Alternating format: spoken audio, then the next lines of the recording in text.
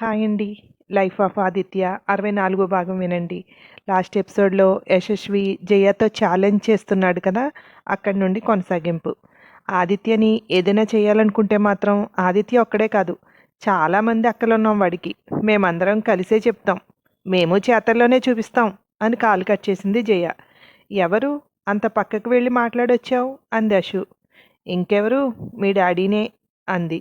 నువ్వన్నట్టుగానే live చూస్తున్నారా అందశు. మనందరినీ ఏదో చేస్తారంట, చూద్దాం అంది. ఆదిత్య స్టార్ట్ చేసిన అభయ్ ఫౌండేషన్కి మాలతి, శరత్ ఇద్దరూ బాధ్యతలు స్వీకరించారు. వాలంటీర్గా చాలామంది రిజిస్టర్ చేసుకున్నారు. మీడియా అంతా ఇదే విషయం స్ప్రెడ్ అవుతోంది. టీవీలో ఆ నెంబర్స్ స్క్రోల్ అవుతున్నాయి. ఉమా, వెంకటలక్ష్మి ఇద్దరూ అదే రోజు ఊరికి వెళ్ళి 2 రోజుల్లో రిజిస్ట్రేషన్ పెట్టించేశారు. ఇక్కడ హాసిని, నువ్వు ఇంకా ఉంటావుగా, నేను ఊరు వెళ్తున్నాను అంది ఆదిత్యకు ఫోన్ చేసి. అవునా, మళ్ళీ ఎప్పుడొస్తావు అన్నాడు. రేపు ఒక్కరోజే, ఎల్లుండి ఎర్లీ మార్నింగ్ కల్లా ఇక్కడ ఉంటాను అంది. ఓకే, నాది కూడా కొంచెం లేట్ అయ్యేలాగే ఉంది, ఒక 3 డేస్లో వెళ్తాను అన్నాడు. నేను వచ్చే వరకు ఉండాలి, మరీ ఎంత అర్జెంట్ అయినా కానీ అంది. ఏంటో, ఏదైనా తీసుకొస్తావా అక్కడి నుండి అన్నాడు. సర్ప్రైజ్, కానీ ప్లీజ్ వెళ్ళిపోవద్దు, నేను వచ్చే వరకు ఉండు అంది బ్రతిమాలినట్టు. ఇంత క్యూట్గా అడిగాక ఎవరైనా వెళ్ళిపోతారా? ఉంటాలే, జాగ్రత్తగా వెళ్ళు. ఒక్కదానివి వెళ్తున్నావా అన్నాడు. నువ్వు వస్తావా అంది ఆశగా. రావాలనుంది కానీ చూస్తున్నావుగా, ఉన్న 4 రోజుల్లోనే పనులన్నీ అందరికీ అప్పగించడాలు చెయ్యడం ఇవన్నీ ఉన్నాయి కదా అన్నాడు. అవును, అందుకే నేను అడగలేకపోయాను అంది. ఓకే, నువ్వు వెళ్ళు, నువ్వు వచ్చే వరకు ఉంటాను కదా, వచ్చాక ఒక పూట అలా ఎక్కడికన్నా వెళ్ళొచ్చు అన్నాడు. అబ్బా, కరుణించాడమ్మా ఆదిత్యుడు అంది. ఆదిత్యుడు ఎప్పుడూ అందరినీ కరుణిస్తూనే ఉంటాడు. ఉదయించింది మొదలు సాయంత్రం వరకు మనతోనే ఉంటాడు. సాయంకాలం అయ్యాక వెళ్ళి విశ్రాంతి తీసుకోండి అని వెళ్తాడు. చాలు నిద్ర, పని చేయండి అని మళ్ళీ ఉదయిస్తాడు అన్నాడు. కవివి కూడానా? ఓకే బాయ్ అని కాల్ కట్ చేసింది. హాసిని ఊరెళ్ళి వచ్చేటప్పుడు ముగ్గురు కలిసి వచ్చారు. తిన్నగా రావడమే ఆదిత్య ఇంటికి వెళ్ళారు. రాజేశ్వరి ఇదంతా చూస్తోంది. ఆద్య స్కూలుకి వెళ్ళిపోవడంతో ఇంటి దగ్గర తను ఒక్కతే ఉంది. తలుపు తాళం వేసుకుని వెళ్ళి ఆదిత్య గుమ్మం బయట పక్కగా నిలబడి వాళ్ళ మాటలు వింటోంది. ఎందుకిప్పుడు? నేను డబ్బడిగాను నిన్ను, ఎందుకు అమ్మేశావు ఇల్లు అన్నాడు ఆదిత్య. నువ్వు చేస్తున్న దానికి అందరూ సాయం చేస్తున్నారు, నేను చెయ్యాలనుకున్నాను అంది హాసిని. ఊరికి వెళ్తున్నాను అని చెప్పావు కానీ ఇలా చెప్పావా? ఆడవాళ్ళకి వెనక ఎంతో కొంత ఉండాలి, ఎప్పుడు అవసరమైనా ఉపయోగించుకునేలాగా. ఇలా మొత్తం అమ్మేసుకుని రోడ్డు మీద నిలబడరు. తీసుకువెళ్ళు, మీ పెద్దమ్మకివ్వు, తను నీ పేరు మీద ఏదో ఒకటి కొంటుంది అన్నాడు. నాకేం వద్దు, నువ్వున్నావు కదా చాలు అంది. పిచ్చి మాటలు మాట్లాడుకు. ఏంటమ్మా మీరిద్దరూ చెప్పొద్దా అమ్మేస్తుంటే అన్నాడు వాళ్ళిద్దరినీ చూస్తూ. చెప్పలేకపోయామయ్యా, ఎందుకంటే ఆ సభ జరుగుతున్నప్పుడు ఆ అమ్మ కష్టం చూసి మాకేదో ఒక సాయం చేయాలనిపించింది. ఎందుకంటే మా ఇద్దరికీ తల్లి అయ్యే యోగం లేదు. నువ్వు దీని ద్వారా ఎందరో తల్లులకి సంతోషాన్ని ఇవ్వగలవు అంది ఉమ. అవును ఆదిత్య బాబు, మాకేదైనా సాయం చేయాలనిపించింది కానీ మాకంటూ ఏం లేదు. ఆ ఇల్లు ఎప్పటి నుండో హాసిని తీసుకోమంటే వద్దు మీరే తీసుకోండి అంటోంది. అందుకే ఫోన్ చేసి కనుక్కుందాం అనుకున్నాను. ఈలోపు హాసినియే చేసింది అంది వెంకటలక్ష్మి. మాకు రిజిస్ట్రేషన్ అయ్యే వరకు తెలీదు, తను కూడా నీకోసమే చేస్తోందని అన్నారిద్దరు. ప్లీజ్ బాబు, కాదనుకు, నీ గురించి అంత చేసింది, నీ మీద దానికి బోలెడు ప్రేమ ఉంది అంది వెంకటలక్ష్మి. ప్రేమ వేరు, ఇలా అమ్మేసి డబ్బులు ఇవ్వడం వేరు అన్నాడు. నువ్వు చేస్తున్న దాంట్లో భాగం పంచుకోవడం తప్ప అంది హాసిని. భాగం పంచుకోవడం అంటే డబ్బు ఇవ్వడం కాదు.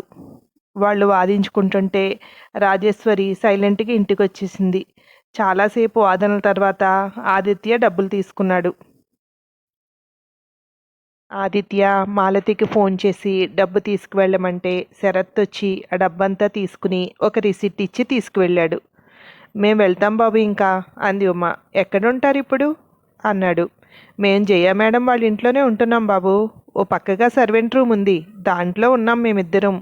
మేడంది చాలా పెద్ద మనసు, మమ్మల్ని చాలా బాగా చూసుకుంటోంది అంది వెంకటలక్ష్మి. అలా అని హాసినిని పూర్తిగా వదిలేయకండి. తనకెవరూ లేరు కదా, అప్పుడప్పుడు వచ్చి చూసి వెళ్తుండండి అన్నాడు. ఆ మాటకి హాసిని కళ్ళల్లో నీళ్లు నిండుకున్నాయి. నేను హాసినికి అమ్మ స్థానంలో వచ్చాను కానీ తను అలా పిలవలేదు. అలా అనే కంటే నేను పిలవనివ్వలేదు. కానీ పిలు అని అడిగేసరికి తన మనసులో నాకు ఆ స్థానం లేకుండా పోయింది అంది ఉమ. అలా ఏం లేదమ్మా అంది హాసిని వెంటనే వచ్చి ఉమ గట్టిగా పట్టుకుంది. నీ మనసులో నాకు అమ్మగా స్థానం ఇచ్చావని తెలీదురా ఆదిత్య బాబు. నీ సినిమా షూటింగ్లు అన్నీ అయ్యి కంప్లీట్ చేసుకుని మీరిద్దరూ పెళ్లి చేసుకుని సంతోషంగా ఉండాలి. అదే మేం కోరుకునేది అంది.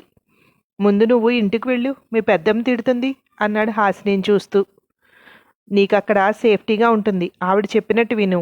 ఆవిడ చాలా జాగ్రత్తగా ఉంటుంది. ఈ మూవీ కంప్లీట్ అయిన తర్వాత అప్పుడు పెళ్లి గురించి ఆలోచిద్దాం అన్నాడు మళ్ళీ. ఏంటి అప్పుడు ఆలోచిస్తావా? అంటే పెళ్లి చేసుకోవా అంది. నేనేం చెప్పాను? చదువుకోమన్నానా? నాకింకా పెళ్లి చేసుకునే ఉద్దేశం లేదు. కానీ చేసుకున్నప్పుడు నిన్నే చేసుకుంటాను. అప్పటి వరకు నువ్వు చదువుకో అన్నాడు. నీకంటే ఫుల్లుగా పని ఉంటుంది కనుక ఎవరూ గుర్తు కూడా ఉండరు. నువ్వు పెళ్లి చేసుకుంటానని చెప్పి నిన్ను ప్రేమిస్తుండగా చదువుకోమంటే బుర్ర వెళ్తుందా అంది. అయితే ఒక పని చెయ్యి. నేను నిన్ను ప్రేమించట్లేదు ఇలా చెప్తే ఎక్కుతుందా చదువు అన్నాడు. ఆ మాట చెప్పావంటే ఇదివరకైతే ఉరుకునేదాన్ని, ఇప్పుడైతేనా అంది. ఏం చేస్తావేంటి అన్నాడు. వాళ్ళిద్దరూ అలా వాదులాడుకుంటుంటే ముచ్చటగా చూస్తూ ఉన్నారు ఉమా వెంకటలక్ష్మి. 2 రోజుల తర్వాత ఆదిత్య షూటింగ్ కోసం అక్కడికి వెళ్ళిపోయాడు. కొన్ని నెలల తర్వాత యశస్వి ఆ సినిమా ఇక్కడ రిలీజ్ చేయనివ్వకుండా ఉండడం కోసం అందరినీ రిక్వెస్ట్ చేస్తున్నాడు ఆ మూవీ కొనొద్దని. పరశురాం మూవీ అంటే అందరికీ కొంత ఇంట్రెస్ట్ ఉంటుంది. అలాంటిది యశస్వి వద్దని చెప్పడంతో అటు ఇటు ఊగుతున్నారు అందరూ. మూవీ టీజర్ రిలీజ్ చేయడంతో అది సక్సెస్ అయ్యింది. మిలీనియం వ్యూస్తో దూసుకుపోతోంది. అది ఇంకా కంటకింపుగా ఉంది యశస్వికి. ఏదో ఒకటి చెయ్యాలి, వాడి సినిమా మాత్రం లేట్ అవ్వాలి లేదా ఫ్లాప్ అవ్వాలి అని ప్రయత్నాలు మొదలుపెట్టాడు.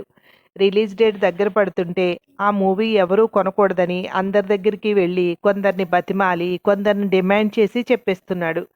యశస్వి ఒకరోజు వస్తూ ఉండగా ఒక దగ్గర ఉమా వెంకటలక్ష్మి నిలబడి కారు ఆపుతున్నారు. వాళ్ళని చూసి కారు పక్కగా ఆపాడు. ఏంటి మీరిద్దరు ఇక్కడ ఆగారు అన్నాడు. వెంకటలక్ష్మి అటును తిరిగొచ్చి గ్లాస్ డోర్ దింపితే అక్కడ నిలబడి, సార్ మీకు ఒక ఇంపార్టెంట్ విషయం చెప్పాలి అంది. ఏంటి అన్నాడు. జయ మేడం మిమ్మల్ని కిడ్నాప్ చేయడానికి మనుషులకి సుపారీ ఇచ్చారు అంది. ఏంటి అన్నాడు అదిరిపడినట్టు. అవును సార్, అది మా చెవులారా మేము విన్నాం, మీకు చెప్పాలని అంది. మీరిద్దరూ ఆవిడ మనుషులు కదా, ఈ విషయం నాకెందుకు చెప్దామనుకుంటున్నారు అన్నాడు. సార్ మీరొక పెద్ద డైరెక్టర్, మీ మాట వింటామా ఆవిడ మాట వింటామా? ఆవిడేదో అవకాశాలు ఇస్తుందని ఆశపడ్డాం. ఇప్పుడు చూస్తే మిమ్మల్ని కిడ్నాప్ చేయాలనుకుంటోంది. కట్టుకున్న భర్తనే కిడ్నాప్ చేయాలనుకుందంటే మేమెంత? అందుకే మీకు హెల్ప్ చేయాలని ఇలా వచ్చాం. మీ ఇష్టం తర్వాత అంటూ చేతులు తిప్పుకుంటూ వెళ్ళి ఉమా ఇద్దరు నడుచుకుంటూ వెళ్తున్నారు. కారు వాళ్ళు పక్కగా ఆపి ముందు కొంగి డోర్ తీసి ఎక్కండి అన్నాడు. వాళ్ళిద్దరూ కూర్చున్నాక మీరు చెప్పేది నిజమని నేను ఎలా నమ్మాలి అన్నాడు. మిమ్మల్ని కిడ్నాప్ చేసి దాచడం కోసం ఒక ప్లేస్ని కూడా ఆవిడ చెప్పారు. అది అడ్రస్ నేను విన్నాను. నేను చెప్తాను, మనం అక్కడికి వెళ్దాం. చాటు నుండి అక్కడ జరిగేదంతా చూస్తే మీకే అర్థమవుతుంది. మీకు నమ్మకం లేదనుకోండి, మాట్లాడకుండా వెనక్కి వచ్చేద్దాం. లేదా మీరు చెప్పండి, ఆయమ్మనే కిడ్నాప్ చేద్దామంటే ఆమెనే కిడ్నాప్ చేసేద్దాం అంది. మనం అక్కడికి వెళ్లే ముందు పోలీసులకు చెప్తే మంచిదేమో. దానికి ఎవడన్నా సహకరిస్తున్నాడా? అదొకటి ఇదంతా చేస్తోందా? మీరు రోజూ చూస్తారు కదా, ఎవడన్నా దానికోసం వస్తున్నాడా అన్నాడు. ఊరుకోండి సార్, ఆ విషయంలో ఆ అమ్మ నిప్పు. కాకపోతే ఎందుకో మీ మీద కక్ష పెట్టేసుకుంది. పోలీసులు ఏం చేస్తారు? ఆ అమ్మ వాళ్ళకు కూడా ముందే డబ్బులు ఇచ్చేసి ఉంటుంది.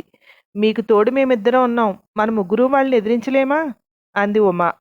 మేము కాయ కష్టం చేసే మనుషులేం సార్, గట్టిగా ఉంటాం. ఒక దెబ్బిస్తే ఎంతటి మగాడన్నా పైకి లేగలేడు.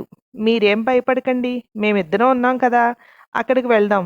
చూసిన తర్వాత అప్పుడు మీరు నిర్ణయించుకోండి. మీకు నమ్మకం లేకపోతే అక్కడ మమ్మల్ని వదిలేసి వెళ్ళిపోండి అంది. ఎంత పొగరు దీనికి! కట్టుకున్న మొగుడు కంటే వాడు ఎక్కువయ్యాడా? చూద్దాం, అడ్రస్ చెప్పి ఎలా వెళ్ళాలో.